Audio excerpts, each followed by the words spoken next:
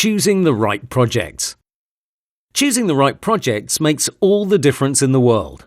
Besides the obvious monetary gain, you'll also boost your design passion, you'll be more relaxed, and last but not least, more confident. So how do you select the best projects for you? Let's assume you're working on a design platform similar to 99 Designs. So a place where you must compete in a design contest alongside other designers from all over the world. Here, all briefs follow the same structure and you can filter out unwanted contests. So what should you look for? What's the right project for you? First of all, think about your experience. If you're just starting out, I recommend you bang out tens, even a few hundred websites quickly, in a matter of 3 to 6 months without any filters. Do them all. That may seem very daunting for people who are just starting out, but there's nothing better than a tight schedule of 3 to 4 contests per day almost every day.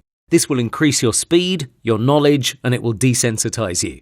It will make you no longer love your designs with all your heart because guess what? Probably 80 to 90% of them will get rejected. Learning how to handle your emotions is a tricky business. There's no easy way to get accustomed to it, so by repeating the process over and over, you should reassess and detach yourself from your work. This is obviously a painstaking grind, but it will put a serious dent in your learning curve. As you get more experience, I recommend you specialize in a particular field.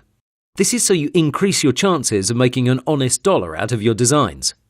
This won't apply to every single person watching this course, but for a large part, this is the best way to win a few $1,000s each month.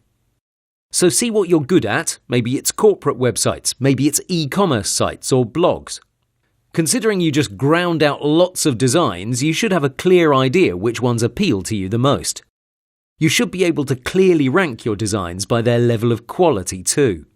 So with that in mind, just browse through the categories until you find projects that suit you best. Then design. Learn from your mistakes, from the feedback you receive, until you finally get some wins. The main idea is, the more you do a certain thing, the better you become at it. That's why those who are passionate about illustrations, for example, will always underperform at corporate designs compared to their colourful, maybe whimsical sites they usually create. It's common sense. So gain experience by doing lots of projects when you first get into this business. Explore all categories, then choose one that suits you. Next, only take on projects in that field until you, quote-unquote, master it. Considering you may have some experience, you should ask yourself, what's your current goal? Is it to create an impressive portfolio in order to land a job at a big design agency? Is it to gain enough cash to go on a vacation or start a savings account? Or do you just want to pay the bills and keep the lights on? Depending on your answer and your personality, you have mainly 2 choices. 1, work on big projects that are at least a few $1,000s each, or grind through $500 to $800 projects.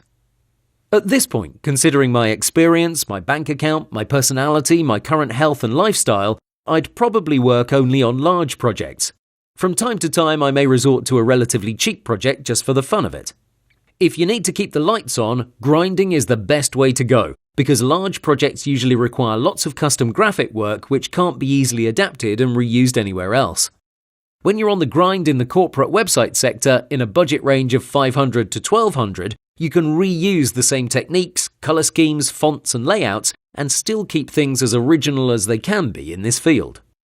This doesn't mean you should continue reusing designs or elements from them if you're not getting good results. But if you're constantly getting good feedback and it's neck and neck between you and another freelancer, then this is the way to go. Before I end this section, I'd like to point out that I never work, not now nor in the past, for anything under $475. That includes a home page and maybe a generic page that can be used as a template for the rest of the pages. If you go underneath that price point, it just doesn't make sense anymore. It's the same work, the same effort, the same stress, you're just getting paid less. If the client really doesn't have the right budget, then move on. Really, just move on. Don't lower your standards because soon enough you'll be making $20 Facebook banners, and that is not what it's all about. Going back to big projects, I'd suggest you move your way up gradually to them. Before you do anything major, you need a solid portfolio. You need to be able to keep your head high amongst tough competition no matter what. So for that, you'll need a big and vast portfolio. Big meaning at least 10 corporate websites, 10 creative ones, 10 minimalistic ones, etc. Vast, meaning you should also feature other things like logo design, icon or banner design, and other things somewhat related to this field of web design. This will show the client you're the right person for the job. Okay, that's my take on how you should select your project. I know it's not a clear-cut answer, it's more about using your common sense, but this really is the best way. Consider your experience, your lifestyle, your bank account, your current job situation, and your perspectives, and then decide which of the two main routes is best for you.